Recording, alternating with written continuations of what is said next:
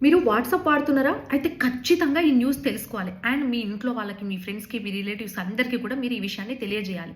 ఇంతకు ముచ్చటేందంటే ఈ మధ్య కాలంలో సైబర్ నేరగాళ్ళు చాలా హుషారు లెక్కలు చేస్తున్నారు. అన్ని రకాలుగా మోసాలు చేసి జనాలకు కొంత అవేర్‌నెస్ వచ్చిందని తెలిసి ఇప్పుడు రూట్ మార్చిండ్రు. వాట్సాప్‌లలో వెడ్డింగ్ ఇన్విటేషన్ పంపుతున్నారు. ఒక అన్నోన్ నంబర్ నుంచి వెడ్డింగ్ ఇన్విటేషన్ రాంగానే చాలా మంది ఆ లింక్‌ని క్లిక్ చేస్తున్నారు. ఆ లింక్‌ని క్లిక్ చేయగానే వాళ్ళు అక్కడ మాల్‌వేర్ డౌన్‌లోడ్ చేస్తున్నారు. మాల్‌వేర్ డౌన్‌లోడ్ చేస్తే ఖచ్చితంగా మన డేటా వాళ్ళ చేతిలోకి వెళ్ళిపోయినట్టే.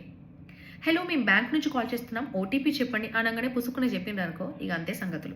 ఖచ్చితంగా జాగ్రత్తగా ఉండాలి. అండ్ ఒకవేళ మీ అకౌంట్లో ఒక 5 lakhs ఉన్నాయనుకోండి, ఏదైనా కాల్ వచ్చి ఓటీపీ షేర్ చేసినా లేదా ఇప్పుడు మనం మాట్లాడుకున్నట్టుగా వెడ్డింగ్ ఇన్విటేషన్ వచ్చిందనుకో, ఆ లింక్ క్లిక్ చేస్తే మీ అకౌంట్లో ఉన్న పైసలు పోయినాయి అనుకో, వితిన్ 1 hour లోపు మీరు సైబర్ క్రైమ్ పోలీసులకి కంప్లైంట్ చేయాలి. అండ్ 1930కి కాల్ చేస్తే ఇట్లాంటి వాటిని అరికొట్టొచ్చు. అది కూడా వితిన్ 1 hour లోపు.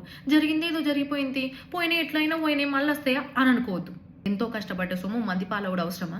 ఖచ్చితంగా జాగ్రత్తలు తీసుకోవాలి. అండ్ సెక్యూరిటీ అప్డేట్స్‌ని ఆన్ చేసి పెట్టుకోవాలి. అండ్ కొత్త నెంబర్స్ నుంచి ఇట్లాంటి ఇన్విటేషన్స్ వస్తే అసలు క్లిక్ చేయొద్దు. నార్మల్ మెసేజ్ వచ్చినా, వాట్సాప్ మెసేజ్ వచ్చినా క్లిక్ చేయొద్దు. అండ్ ఏపీకే ఫైల్స్ వచ్చినప్పుడు జాగ్రత్తగా ఉండాలి. వాటి మీద క్లిక్ చేసిండ్రనుకో ఇంక అంతే సంగతులు. వీలైనంత మందికి ఈ రీల్‌ని షేర్ చేయండి.